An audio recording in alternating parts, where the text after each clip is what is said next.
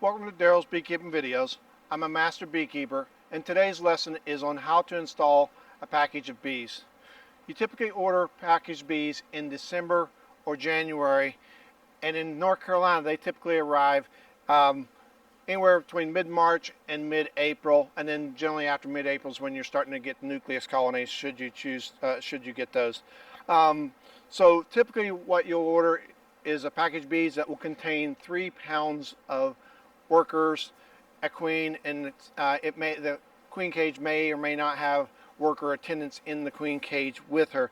So you'll typically receive them in one of 2 different types of containers. The newer style is this plastic type of box, and it typically has a plastic lid on it. It has a couple spots for the different queen cages. Again, there'll only be 1 queen cage in there. And then you'll have a metal can in there that's a sugar syrup can. The most common type of box that you're going to receive them in is this wooden and screen type of package of bees. As you see in front of me what the package is. And again, it's usually 3 pounds of bees. It's usually about 10,500 workers, again, in 1 queen. And it has a plywood lid that's stapled on. For my demonstration, this is a training aid, so I just put a screw on it, so I just rotate it out of the way. And then it has this metal can in it, as I was telling you about, syrup can. I'm going to pop it out for you just to show you what it looks like.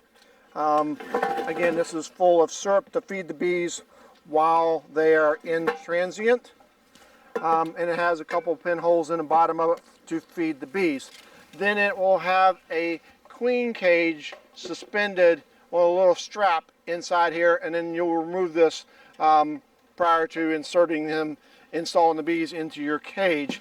The queen cage, I'm going to put this back in for now.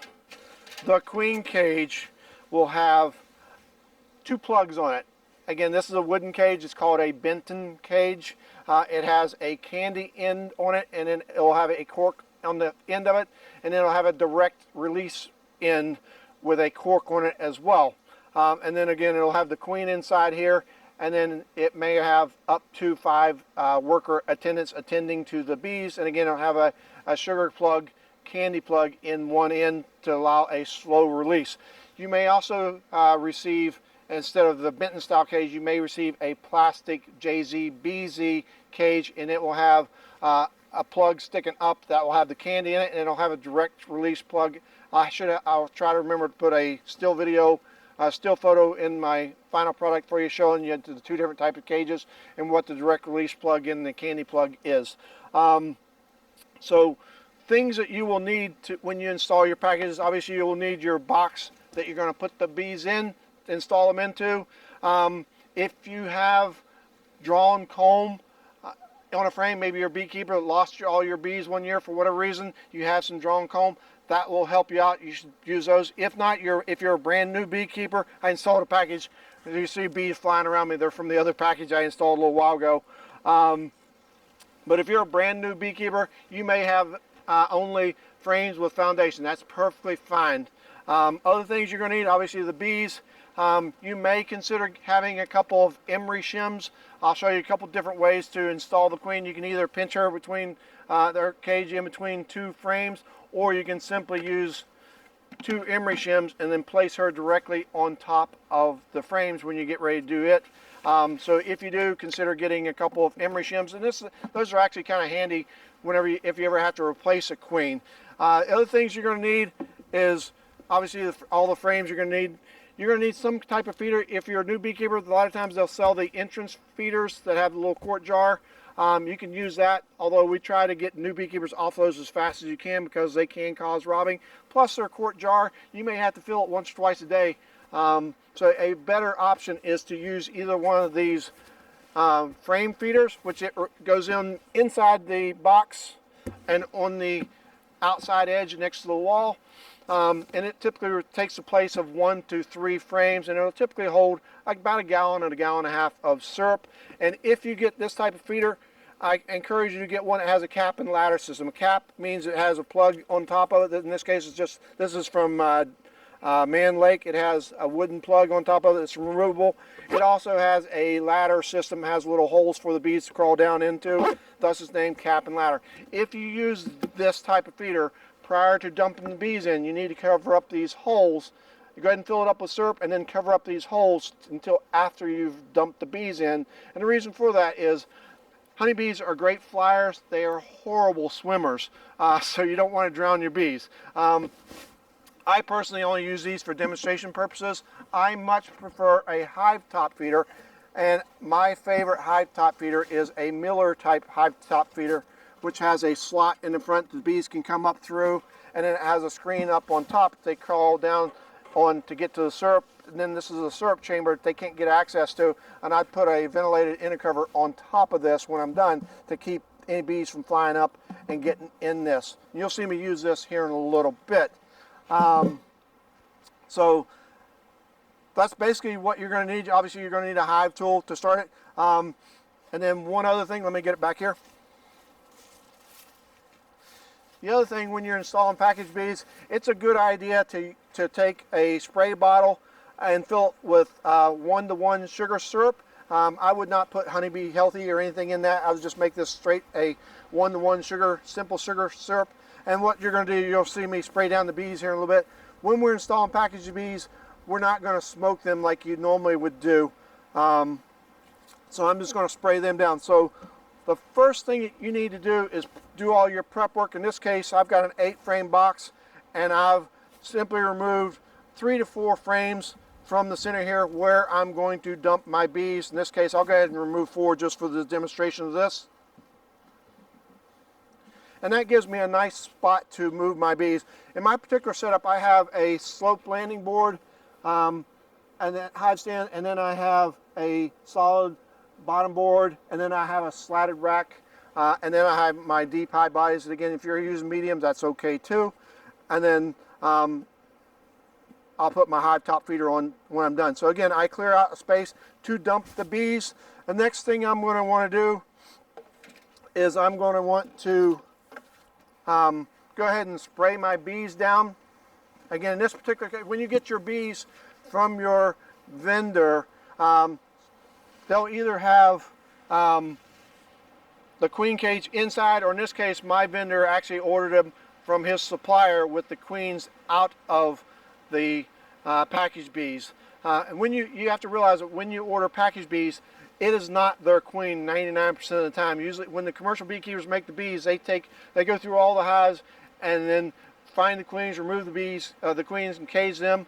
Or they'll have specific queens that they've raised to use for packages. And then once they're mated, they'll put them in there. And then they simply put the box on a scale, and then they'll dump bees into it through a big funnel until they get 3 pounds of bees, and then they'll simply insert the queen cage with her attendants, or in this case my vendor had them bring the queens out separately, and they claim that they get a higher success rate. As far as protective gear, if you spray these bees down, you probably don't need a whole lot of protective gear, but you get as protected as you need. If you think you need a full suit, go for it. As a general rule of thumb in my apiary, anytime I'm inside the hive, I generally like to wear, oh, my syrup fell over. Gremlins are on me today.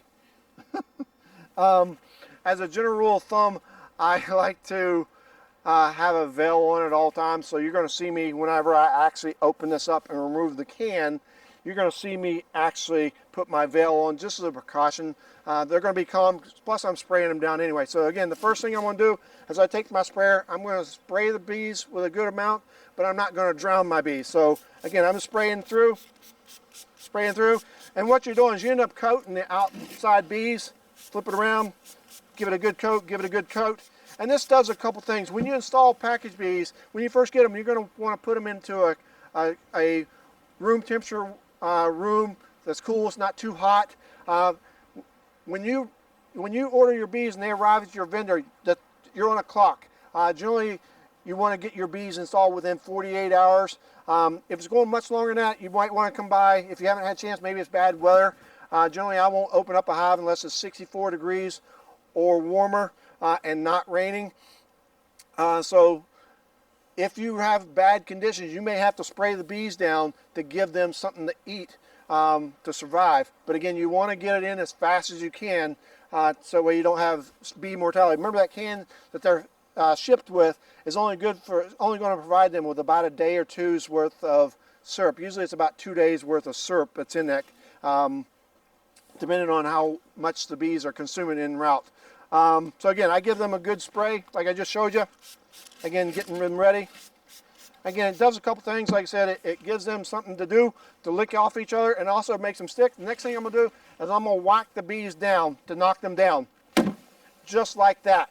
Once I've knocked them down, now I expose all the bees that are up on top that I couldn't spray before. I'm going to spray them. Again, some of the bees are up on top, so again, I'm just going to whack it down again just to get those bees that were on top. Again, I'm not drowning the bees, I'm just spraying them. Next thing I'm going to do is I'm going to take my hive tool. I'm going to pry up this top.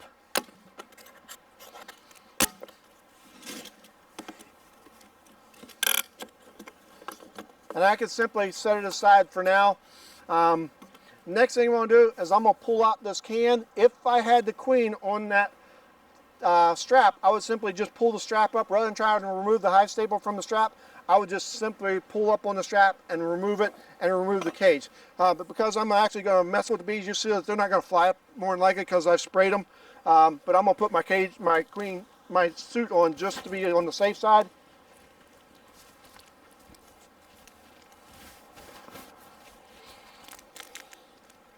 Bear with for a second.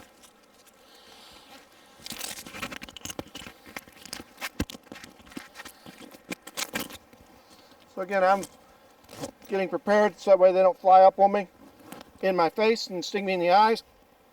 So the next thing I'm going to do is I'm going to simply take my hive tool, and this is actually the hardest part of installing package bees, is getting this little can out. So you'll see that most beekeepers, when they do this, don't have gloves on. If you feel you need to have gloves on, that's fine. So again, I'm just using my hive tool until I get it.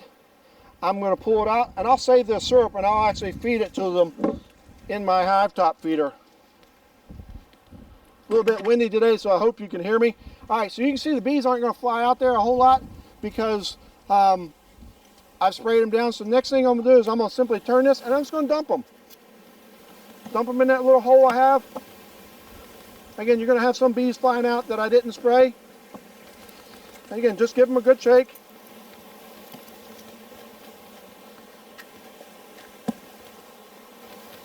And if you need to, knock them down. Shake, shake, shake. You're going to have some bees that aren't going to make it out. That's okay. And you're going to have a big ball of bees in the bottom. All right, so you're going to inevitably have some bees that don't make it out. That's okay. It's all I'm going to do is I'm going to lean this box up against my hive body, and they will eventually work their way out. If you got a lot of bees that are flying out like this, you can simply spray them again. That'll keep them calm, give them something to do. The next thing I'm going to do is I'm going to insert my frames of foundation. Again, if you had comb already, you want to use it. And so all I'm going to do is I'm going to gently set it on top of the bees and let gravity pull it down. The bees, as they're going to feel that frame on top of them, they're going to go, up, we need to move out of the way, and they'll move out of the way. In this particular case, I have a few frames of foundation, of comb, so I'm just going to put them in the center, and then I'm going to build out. Even if I had all frames of comb already, I always like to put at least a couple different frames in there with just foundation, just to give the bees some work to do. And it also gives me some fresh comb to work with every year. So again, I'm just simply installing these. I'm going to put it toward the center, the comb in the center. The next thing I'm going to do is I'm going to create a space toward the center for my queen cage. Excuse me, girls. All right, so as I stated before, there is a candy plug and a direct release plug, and then you will have a cork on either end. So the next thing I'm going to do is I'm going to take my knife or hive tool and on the candy plug end I'm going to simply reach in and pull that cork out. And you can save this if you want training aids, or if you are near a bee school or a bee chapter, let them have it for a training aid. It makes a great little training tool for them to have these cages and boxes when you're done. So now I've got the cork removed from the candy plug end, and then from here, like I was telling you, you have a couple of different ways to install this queen cage. So if you have a couple of emery shims, like I was telling you about, they would go on top of your box like this, and then you would simply place the queen cage directly on top with the screen facing up. And the reason you might like to do that is you can immediately see if the bees are biting at the cage or accepting the queen. And the reason you want a couple of emery shims instead of one is simply to give the bees more room to move around. In this case, I'm expecting cold weather tonight in North Carolina. It's supposed to get down to about 36 or 39, depending on which weather source you believe. So I'm not going to use it. I'm actually going to put her down in the frame so that there's less chance she'll die of hypothermia. So what I'm going to do is I'm going to simply take this queen cage and I'm going to put it, I'm going to slide one of these aside for a second so I give you a better graphic, is I'm going to simply put the candy plug facing up. And the reason you want the candy plug facing up is if one of the attendants in here with her dies, you don't want her, if you had the candy plug down, that dead bee would go in there and it will block the hole and keep them from releasing her. So you want the candy plug facing up. The next thing you want to do is I'm going to put it in between two frames, and if you've got one with just foundation, you're going to want to put it down a little deeper as I'm pinching it in there so that you're not blocking this hole against the top of this frame bar. So again, you would push it down. In this case, I've got a couple of frames with comb, so I'm going to still make sure that this hole is clearly visible on the comb that I have. Again, I'm not pushing these frames in, I'm just letting them ride down so that I'm not crushing the bees. So again, I'm going to create a little bit of a space, and I'm going to put the queen in between two frames. I'm going to put it probably about an inch, inch and a half down. Again, you slide the frames over to give you a little bit of a hole. Again, I put it in there, again, put it about an inch or two down to where I can see this candy plug. And when I put it in, if you notice, when you put this queen cage, I'm going to take it back out again. When it is, you see the cage is here. You do not want, if this is my foundation, I do not want to put it up against it so that, you know, you want to give the bees access to be able to get to this screen so they can pass the pheromones around and accept the queen a lot more, and also attend to the queen if they need to or feed her.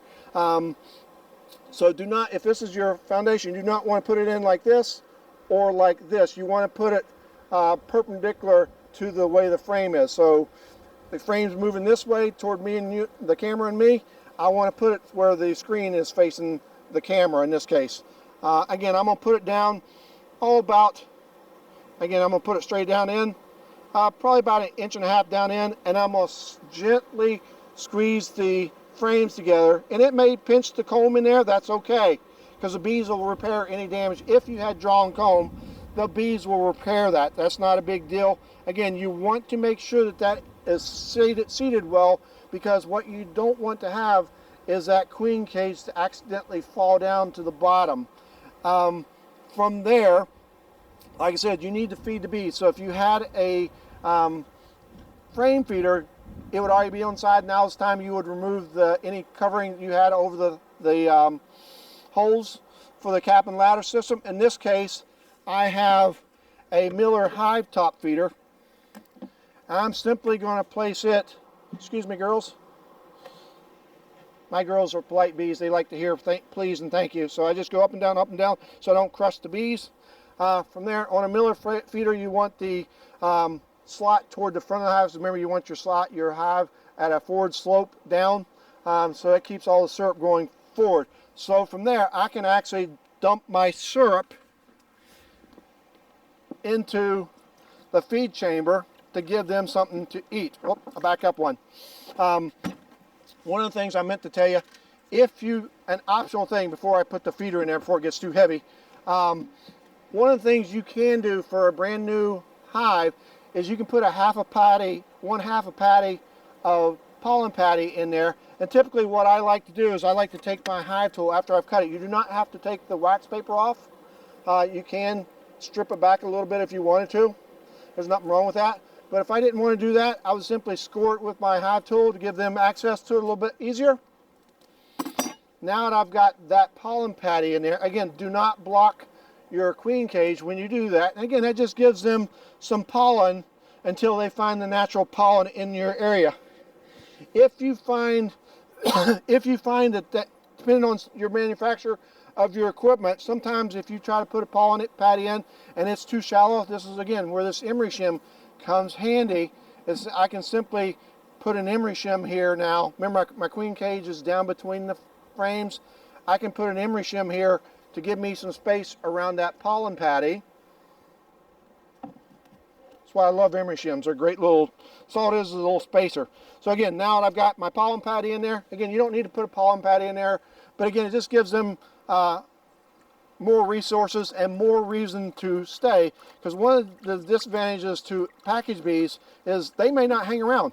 One of my students last year bought 3 package bees and installed them and came back 6 days later to check on them to make sure that they were okay, and one of them had absconded. They just totally left. The other 2 were fine, but again, it's one of the risks. So I filled that full of 1-to-1 sugar syrup, and now I still have this little feeder can. So you can see, you probably can't see it from there, but there's 2 holes in here. So all I'm going to do is I'm going to take some kind of little device to create a small hole in it to make open it up. Again, in this case, I'm just using a pocket knife, making a few holes, and then I'm going to dump this syrup into my hive top feeder and let them have the rest of it.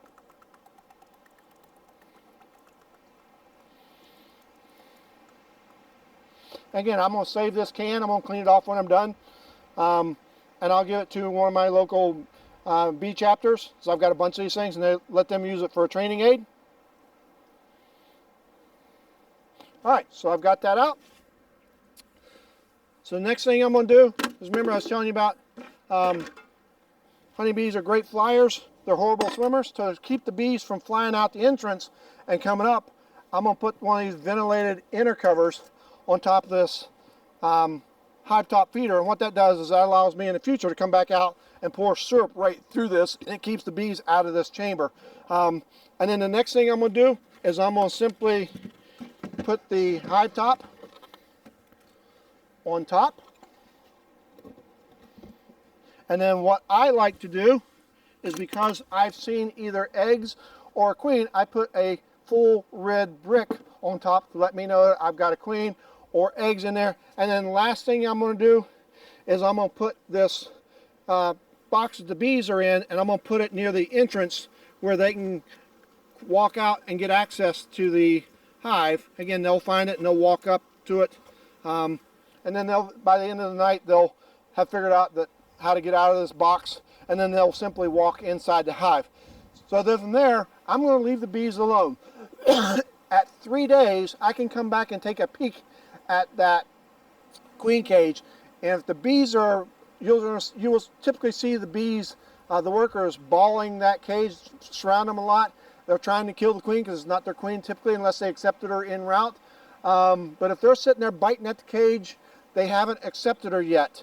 So again, I can check it at 3 days, and then if they've already released her, then obviously I can go ahead and remove the cage. Usually they aren't always released at 3 days, so if they have not released the queen after 3 days, I'm going to wait an additional 3 days for a total of 6 days, and then I'm going to open it back up and I'm going to check that queen cage again and observe again, are they biting at the screen? If they're biting at the screen, that means they're still rejecting it. So what could happen, it's rare that it happens with package bees, but what could happen is when they shook all those bees into their box at the commercial factory, they could have missed a queen. Remember, they go through and they remove all the queens first.